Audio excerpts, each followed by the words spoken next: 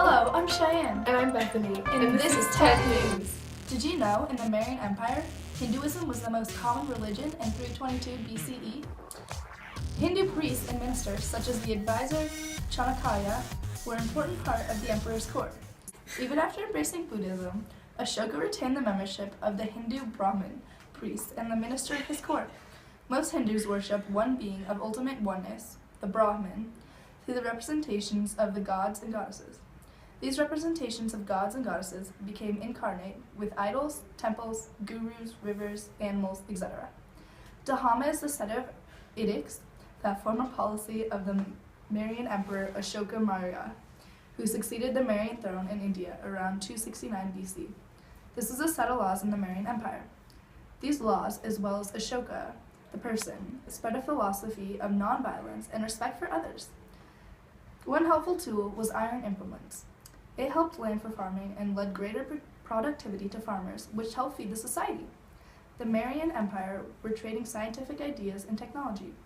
Chanakya, who was an Indian teacher and philosopher and royal advisor, was one of the great thinkers in the society.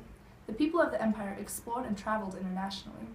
They were trading with places like Indo-Greeks, Pakistan, Afghanistan, Greece, and the West Peninsula of Asia. Over to you, Bethany. Today's political news coverage will be about Central South Asia, specifically on the Mauryan and Gupta empires. The Mauryans and Guptas became so well known when they took control of most of North and Northwestern India around 80 AD. They typically gained control of territories by using militaristic expansions, marriage alliances, and elephant warfare. During the time of power, the empire's government operated without the espionage system, which at the time was very common. Instead, they treated people very kindly and chose to not use the death sentence for punishment and only for very serious felonies cut off hands. The dominant leaders during the reign of these empires were Asoka and Samarugupta. Asoka was considered to be one of the most remarkably and attractive rulers in all of the world's history. He was compassionate, tolerant, and a firm ruler. Samudra Gupta was considered to be a military tactical genius. Although the succession after Asoka is uncertain, it is believed that his son Samprita became the new ruler. As for Gupta, his successor is unknown, and the only way they found out who the successor would be was by battle. During their rule, they were extremely successful. They gained a lot of revenue because they controlled most of Minor Asia trade routes. At one point in time, they were referenced to be the Golden Age of India. Thanks, Bethany. The weather today is sunny with a high of 78 and a low of 56. The reason for this glorious weather is in the Mauryan Empire is the geography. In 323 to 185 BC, the Himalayas acted as a border for the Mauryan Empire. Chandragupta Maurya, known to the Greeks as Sandragupta, gained control of an immense area ranging from Bengal into the East Afghanistan, in the west as far as the Narmada River. He had a huge amount of help from his mentor and the Prime Minister. Some natural resources that the Mauryan Empire had and exported were cloth, timber, ivory, tortoiseshell, spices, and semi-precious stones. Wool and cotton were used to make tunics and pants used by various people in the empire. Wool and cotton were very plentiful in the northwestern India, and towards the central Indian fabrics were lightweight cotton, tolpini. The timber was used to make buildings and was traded for other goods, because timber was always a necessity. Ivory was used mostly for artwork, but was sometimes used for making weapons and other tools. Tortoise shells were used to make combs, bird cages, and jewelry because it was strong. Spices were also exported, as well as several other types of semi-precious stones, valuable jewels, and jewels that they had crafted. These jewels were sapphires, topaz, diamonds, and cat eyes.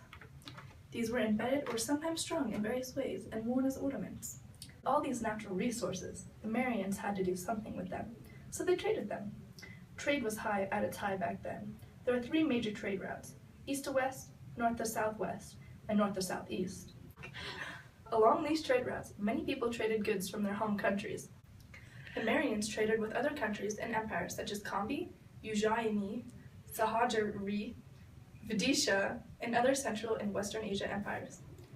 Here are some trade routes in the Mauryan Empire. One such as to bacteria or Sri Lanka. As you can see, the Himalayas act as a border for the Mauryan Empire. That's it for me. Okay. For today's Blast from the Past, we'll be focusing on the Mauryan Empire. The empire was founded by Chandragupta Maurya, and it was one of the largest empires during its time. The Mauryan Empire had a central government, which means there was one authority figure that governed an entire nation. The people during this time supported themselves in several different ways. Some of these occupations include farmers, soldiers, herdsmen, and craftsmen. By doing these jobs, they earned silver karshapana, which is their type of money. They used these silver karshapana to buy and trade with people, both locally and internationally. They traded internationally on the Silk Road, specifically Greece, Hellenic kingdoms, Malay Peninsula, and West Africa. Some of the things they traded were silk, textiles, spices, and exotic foods. They also traded technology and science ideas. This is a map showing trade routes that the people of the Mauryan Empire used. And these are the groups or classes that were involved in the trading. Do you want to experience what life was like for Mauryan citizens under Chandragupta's rule? Yeah! Well, now you can at the BBCCEN Museum in the Mauryan simulation. During this period, there will be a caste or social system based on occupation rather than birth. Upon arrival, you'll be assigned a job and a family, which will affect what you do. Common people will be in monogamous relationships and assigned jobs like farmers or artisans. The upper class mostly live off the fruits of the lower class's labor.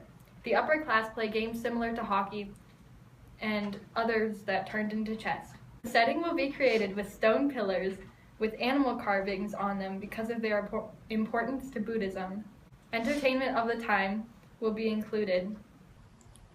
Some examples are singing, dancing, dramatic presentations, chariot races, jousts of arms between men, and animal combats. Many pieces of art from that time will be on display. In this piece of art, the footprints are decorated with symbols that demonstrate the divine nature of Buddha. Most prominent are spoked wheels at the center of each foot. These are representations of the Dharmakas, or the wheel of law, which the Buddha set in motion on the occasion of the first sermon. Scholars agree that much of the production of carved ring stones was in the Mauryan period. They are decorated with a variety of motifs, with many featuring foliage designs, such as vines or fruit trees, as well as human forms. This ringstone displays two female figures. Their prominent hips, their nudity, and their placement among rich foliage shows that the figures represent fertility spirits or goddesses. Today we have a special guest. Welcome, Brittany and Bethany, who will be answering our questions on the history of the Mauryan Empire. First question, when did the Mauryan Empire exist? I know. Okay. It was definitely 2013. No. It was 322 BCE to 185 BCE. Correct. I thought I had that one too. Okay. Next question. When were they the most influential or most productive? Towards the end of their empire, when they were able to unite northern India. I think that's incorrect. I think the real answer is the very beginning, like when they first became an empire. That's not correct. What conflicts occurred during the Mauryan Empire? There was no conflict. They were always peaceful. It was a really great environment to be in. No. They lost one of their greatest rulers, so everything went downhill again. Who was involved with the Mauryan Empire? I got this one. Mauryan dynasty, the Bidusara, Ashok, Dasathara, Samprati, Salasuka, Devarvanman, Sadahanvan, and Brihadara. Okay, correct. What were they fighting over and why? They were fighting over Justin Bieber because he's Bay. No. What was your answer? They were fighting over Alexander because of the foreign invasion. Correct. What was the result of the conflict? Oh, they're still here today, right? I don't think so. They were defeated. Yeah. Thanks for joining us today. That's all for our special guests. Be happy.